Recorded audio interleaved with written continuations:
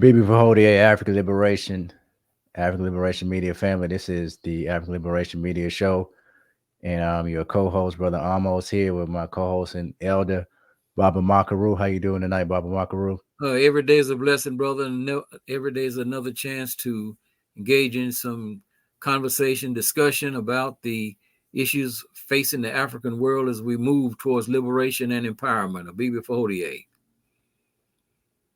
How much money will they continue to steal from the American people? Billions and billions and billions upon billions, and now more billions of dollars going to Ukraine. Baba Makaru, tell us about this new aid package that recently passed. Well, it's absolutely incredible when you think about the fact that the very same week the International Monetary Fund issued a warning to the United States about continuing to pile on debt, which I think now is somewhere in the neighborhood of $34 trillion. $34 trillion. And the United States House of Representatives on April 20th voted for this, I guess you could call it a wet dream or maybe a dry dream package from genociding Joe Biden to continue to fund wars in Ukraine, the genocidal war in the Zionist state, Israel, and some money also for Taiwan, and thinking that they can fight all of these wars at one time. And and what you see here is after the vote was passed for the Ukraine funding, which was $60.8 billion. And by my calculations, that brings the total for Ukraine that has been given out since the war escalated into, to the state where it is in now in February 2022. United States Congress has given away $174 billion hard-earned American taxpayer dollars for this absolutely ridiculous war that has absolutely nothing to do with U.S. National security. President Trump caved in. 101 members of the Republican Party caved in, along with every Democrat, all caved in to provide this latest round of funding, for Ukraine. And here you see this is not in the legislative body or whatever they call it in Ukraine, the Ukraine Congress, Ukraine Senate, or whatever they call it. This is in the House of Representatives. You see members of the United States House of Representatives elected by Americans waving Ukrainian flags. It would be inconceivable if somebody, they censured Congresswoman Tlaib for merely saying, from the river to the sea, Palestine will be free. But here you see these people are waving flags. I mean, what if someone was waving a South African flag, for example? What would be the consequences? It's absolutely incredible to think about. But that was the scene on the floor. But what I want to talk about is some of the nuances of these votes. They had three, I think, or four votes. One of the votes was on TikTok, saying that ByteDance must divest from TikTok within 1 year. They extended it beyond the election so that there wouldn't be any backlash for Joe Biden. But I want to deal with some of the issues I think that affect us as African people as a result of this. See, we have had pro-Israeli demonstrations on campus. No. But just not a protest that was against Muslims. No, I have Have you not seen one against Arabs? No, I have not. Have you seen one against Palestinians? No, I have not. Have you seen one against Jewish people? Have you seen a protest saying we are against Jewish people? No, I have seen. Okay, thank you for that clarification. There has been a rise in targeting and harassment against anti-war protesters because it's been pro-war and anti-war protesters, is what it seems like, correct? Correct. There has been. Thank you. Right. Now, I just wanted to bring that point up because she's talking about all of these protests that have erupted on America's college campuses. And this is the president of Columbia University who's being questioned. And Congresswoman Ilhan Omar framed the protests as between those who are pro-war and those who are anti-war. So I just want to keep that particular framework in mind as we talk about the bills. So basically, the Christian Zionist Speaker of the House, Mike Johnson, delivered genociding Biden's $95.3 billion war request. The Senate is expected to pass the bill this week, sending it to Biden to sign into law. The House voted 366 to 58 to give the Zionist state $17 billion to continue its genocidal campaign in Gaza. All of the members of the Congressional Black Caucus voted to fund genocide except Jamal Bowman, Cori Bush, Andre Carson, Maxwell Frost, Al Green, Jonathan Jackson, Hank Johnson, Barbara Lee, Summer Lee, Ilhan Omar, Ayanna Pressley, Maxine Waters, Bonnie Watson Coleman, and Benny Thompson. Donald Payne of New Jersey didn't vote. Of the $17 billion, $5.2 billion will go towards replenishing and expanding Israel's missile and rocket defense system. Another $3.5 billion will go to purchasing advanced systems. Of course, these purchases will go to the military-industrial complex here in the United States. $1 billion to enhance weapons production. Of course, that money will go to the military-industrial complex. $4.4 billion for defense supplies and services provided to Israel, and some $2.4 billion to U.S. operations in the region amid the Gaza war.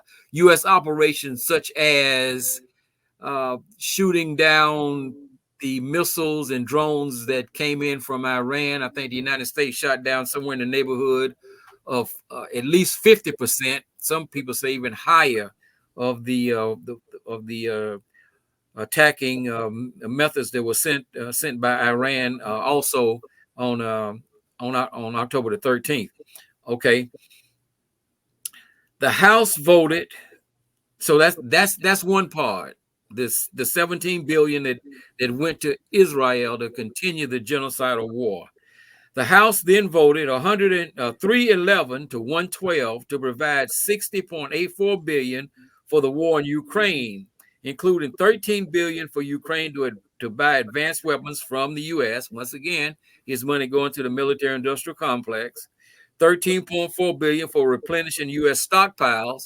So that means that whatever weapons the United States sends to Israel, then they got $13.4 billion to replenish the stockpiles.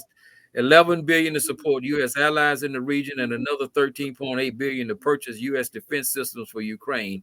The 112 votes against funding the war were all Republicans. Okay, not one Democrat voted against supplying this money to Ukraine. So Dr. King said, he's talking about the war in Vietnam.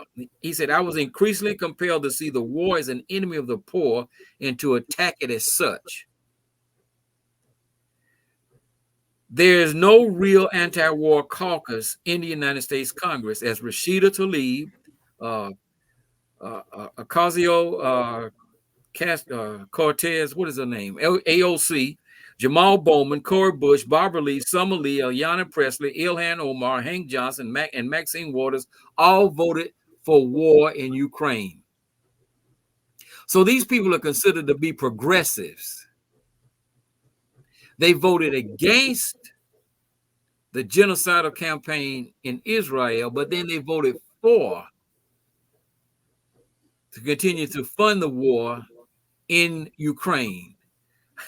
I mean, you have to stop and think about this because, like I said, these people are considered to be progressives. So that's the reason why we started with the comments, from Congresswoman Ilhan Omar. And so, what we're saying here is that Congresswoman Omar and her progressive cohorts opposed the $17 billion for the Zionist state, but they supported the money for Ukraine. So Omar and her cohorts are anti-war in Gaza, but pro-war in Ukraine. It seems to me that the Congresswoman and her progressive cohorts are suffering from political dissociative identity disorder, because their position is obviously not grounded in a set of beliefs, or in terms of moral conscience that says that I oppose war, I oppose the funding of these unjust wars. And so that's why I wanted to play those that particular clip there from her, because it just points out the absolute hypocrisy of these people who are supposed to be progressives. Now, you know, there's no consequences for these members of the Congressional Black Caucus either voting for Israel, although all of them who voted, for the war. You can't tell me that these people don't come from districts where there all a multitude of problems, from mental health to homelessness to drug addiction, unemployment. Even the unemployment numbers that we get from the United States government don't count everyone that's unemployed, because they stop counting you after you've dropped out of the labor force. But nevertheless, they can vote to give all of this money out of the taxpayers, the United States Treasury, money that's desperately needed in this country. For what? As if 60.8 billion, they've already spent 113 billion. Now they spend it on another 60 billion. And all of that money has gone to waste because Ukraine is losing the war. They've lost several 100,000 soldiers. Their infrastructure has been destroyed. Why would they do this? The only reason that this is being done, and it's amazing that these Republicans will vote for this, is so that Joe Biden, who staked his presidency on winning the Ukraine war and removing Vladimir Putin from office. Neither one of those things are going to happen.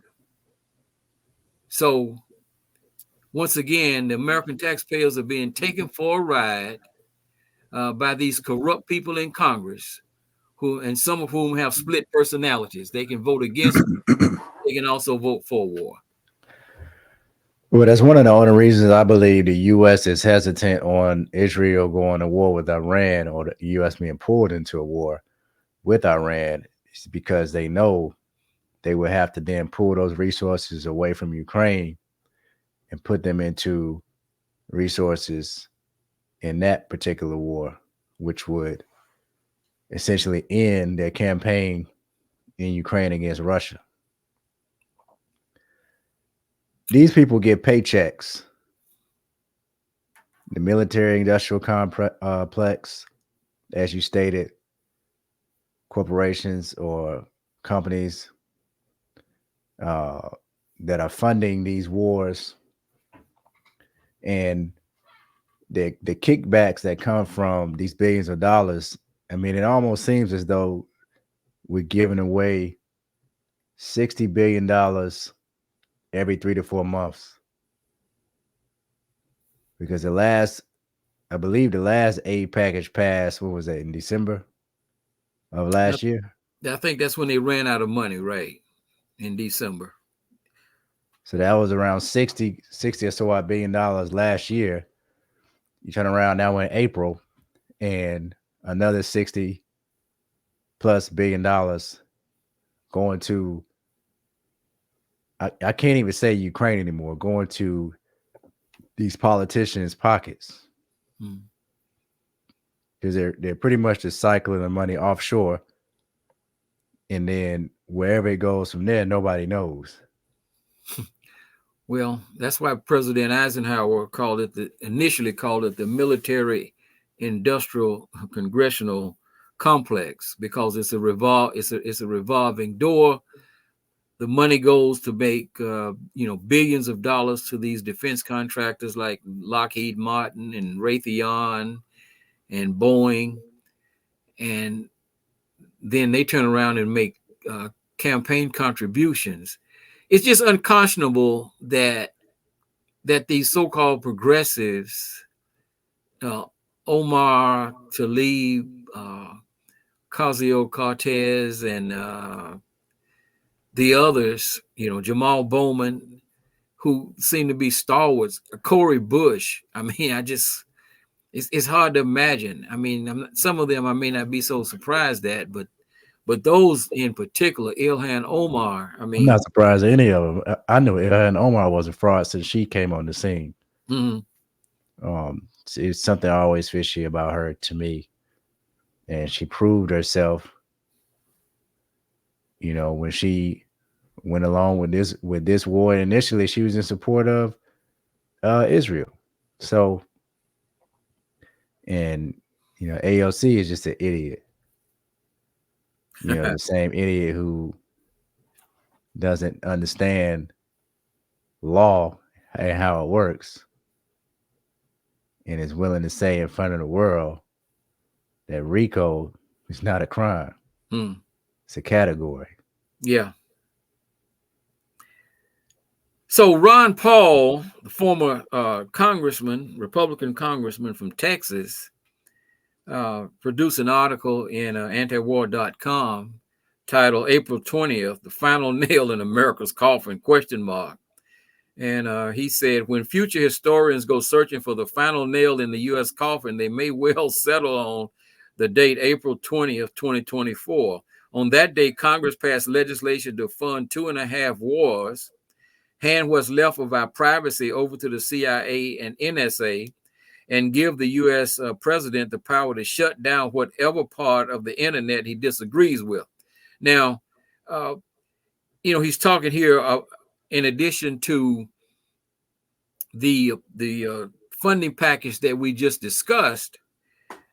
On that same day, the previous week, the House of Representatives had passed the FISA Act, and the FISA Act has a section 702, which allows for the warrantless spying on American citizens. Now, the FISA Act is supposed to be designed to track foreigners who may be engaged in some kind of nefarious activities or terrorist activities. But if the people they're tracking, say in Iran or Iraq or Afghanistan or somewhere, or Somalia or Libya or Burkina Faso, they may be tracking somebody somewhere. If those people engaged in a conversation with someone in the United States, say, for example, one of us got a call from somebody in one of those countries, then they can open up a file and start, spying on us. Well, I'm sure they're already spying on us, but I'm just giving this example. And I think there was something like 20,000 American citizens who they spied on, over the past year. Now, there were a group of Republicans who said, okay, if you want to do this based on the Fourth Amendment to the United States Constitution, if you want to spy on American citizens, you have to have a search warrant. And so they objected to the passing of this bill which originates with the U.S. Patriot Act after the events of 9/11, 2001, which just really opened up a whole can of worms in terms of assaults on various freedoms that, quote unquote, freedoms that we supposedly enjoy here in the United States. And so they said that per the Constitution, you must get a warrant. The Patriot Act went around the Constitution and allowed the U.S. government, the NSA, the CIA, the Department of Homeland Security, whoever, to spy on American citizens without going to a judge and getting a warrant. And so that was what the big debate was about. And for a while, these Republicans actually stalled this bill, but finally they were able to, with the support of, I think it was 101 Republicans, and voted for it. that along with the entire delegation of Democrats voted for it to continue warrantless spying on American citizens, right? Another assault on quote unquote the supposed freedoms that we enjoy. So this is what Ron Paul is talking about when he said, hand what's left of our privacy over to the CIA and the NSA. Nearly 100 billion grossly misnamed in the grossly misnamed National Security Supplemental Bill guarantees that Ukrainians will continue to die in that country's unwinnable war with Russia, that Palestinian civilians will continue to be slaughtered in Gaza with U.S. weapons, and that the neocons will continue to push us towards war with China. This was a total victory for the war party. Okay, so we got it up here. You can go on to antiwar.com and read the rest of what he says. But once again, you know, the United States, the political morons who are currently running the American empire are systematically putting nails in the coffin of the empire that they are supposed to be so in love with, and that they want to see that will continue to flourish for 1,000 years. And these are the things that are in the process. This is one example of the things that are in the process of, in fact, causing the American empire to crumble.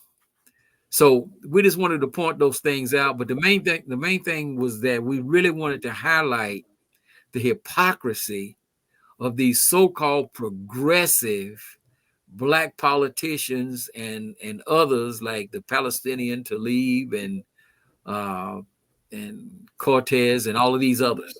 That's the main thing we wanted to point out. We just wanted to bring that to the attention of our people, because we vote for these people and we don't even know what they're voting for.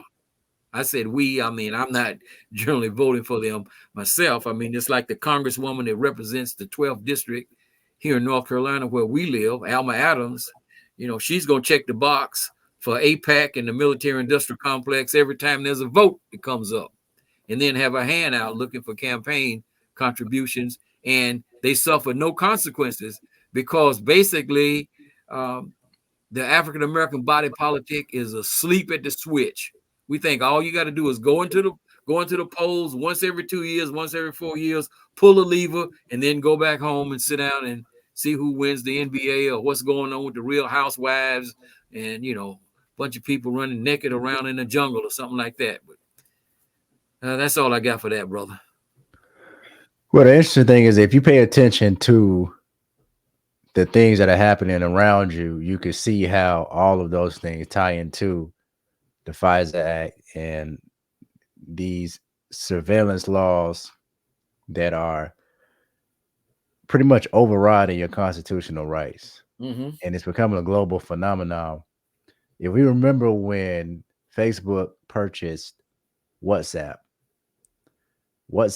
was a application that was used by people all over the world to communicate outside of cellular networks.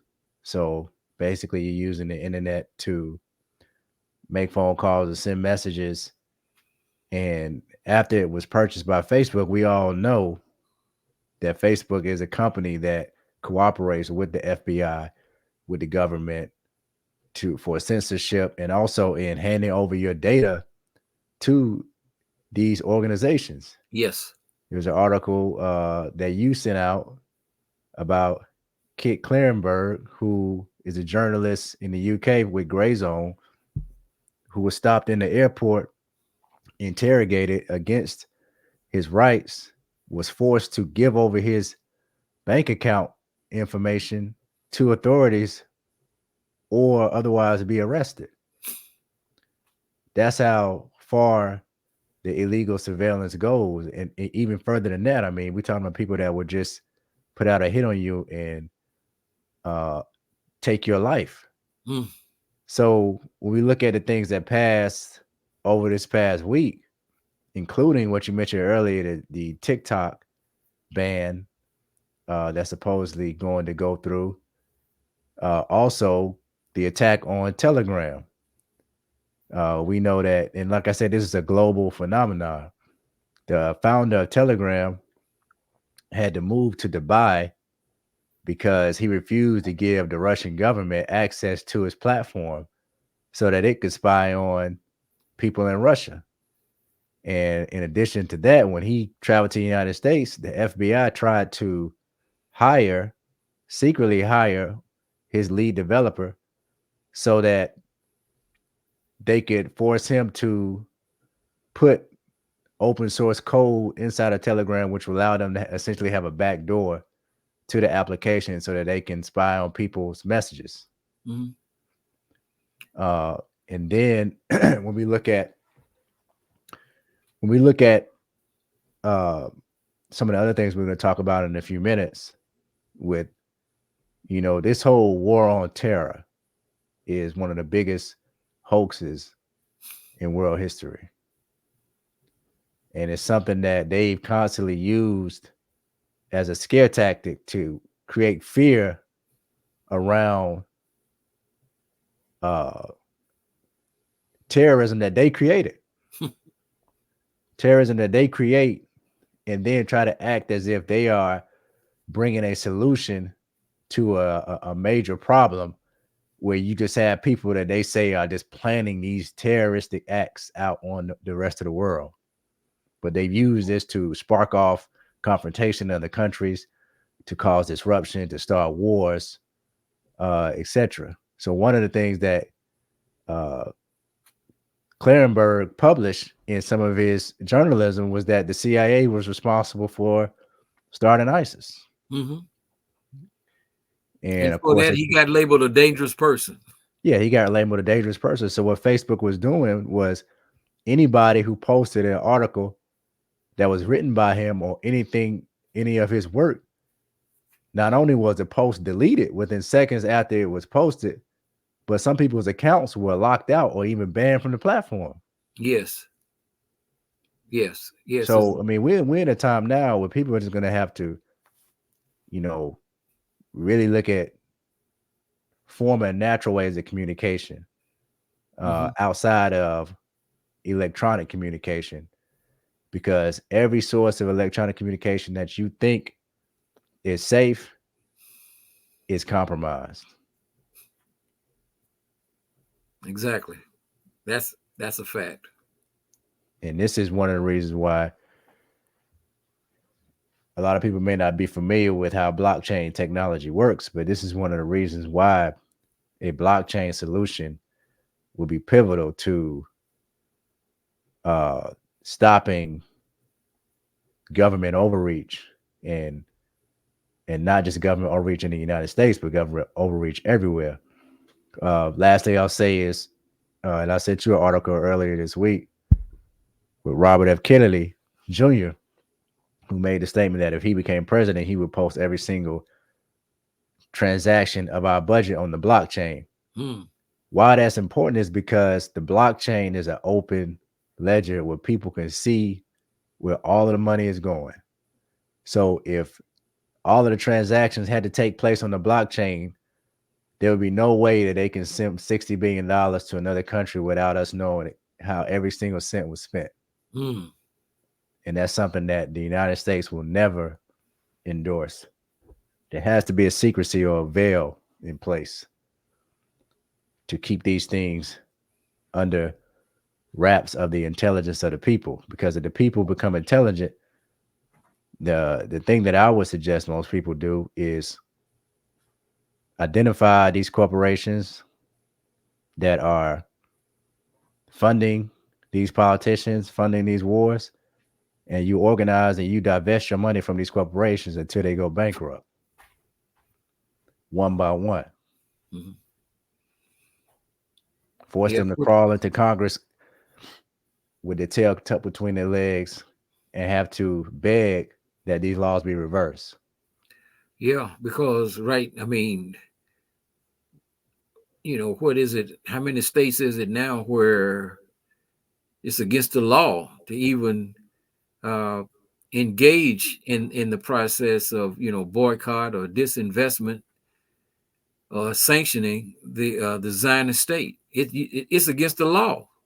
I mean, you can't if you engage in those activities, you can't get any government, any contracts with, these various states, like Arkansas and Tennessee and other states where these laws are in place. Texas, I mean, I call it creeping fascism. Uh, I've spent a lot of time, engaged in, what happened in Germany in the 1920s and 1930s, leading to the rise of the the Nazi Party, Adolf Hitler and his band of psychopaths. The way has to be paved, right? The ground has to be plowed. And what we see with all of this creeping fascism that's taking place under the Biden-Harris administration is they're actually plowing the ground, to make a real a more blatant type of fascist regime possible. They're plowing the ground because in Germany they basically turned a blind eye to all the attacks on people that they consider threats or undesirables, like the communists and the social democrats, Hindenburg and Papen and von Streicher and the others. They said, okay, cool, y'all do what you want to with them. And then your next thing you know, hey, they've taken over the whole thing, and boom, now you have a pending disaster. It looked good for a while, but it only lasted 12 years. So this is the first time in history where you have businesses, media, politicians, military, uh, police, intelligence agencies, all operating on the same waveform. No more independent journalism, no more independent politicians who have their own ideals on what they want to do. They've been able to, APAC, the military industrial complex, has been able to singularly organize all of these factions to operate as a single machine. And they're taking that show on the road. So they're convincing other countries like the UK to operate like this, like France to operate like this. Mhm. And this is going to lead to the same rights that we think we have as American citizens here over other countries have been severely taken away from us, even more so than they have been in other countries. And they're using strategies from that they're using here to implement the same thing in other countries.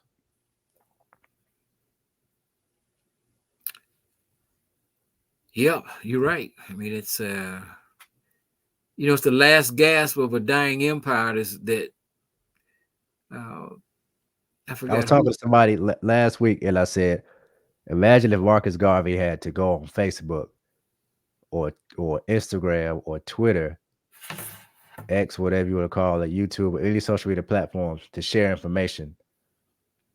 He would have been censored. But he had the ability to create his own newspaper and get the information out through a medium that people would digest, which everybody was reading at the time. Right. So once he put his newspaper out there and it got into the hands of the people, there was no censorship. Exactly. The one form of free communication that we have in the Black community since the shutdowns, we've pretty much abandoned that. We've abandoned, the lectures, the communiversities where we were able to organize a group sessions. And we even have, Negroes in our own community that will censor people even in those platforms Mm-hmm. because they bought into the ideals of the establishment in this whole and I hate to use the words that they use, but this whole woke and DEI. I mean, all of this stuff is connected, coming from the same source, and this is being replicated across the board. Yeah, exactly. I sent out this article this evening about the war on Gaza, why Israel's savagery is a sign of its impending defeat.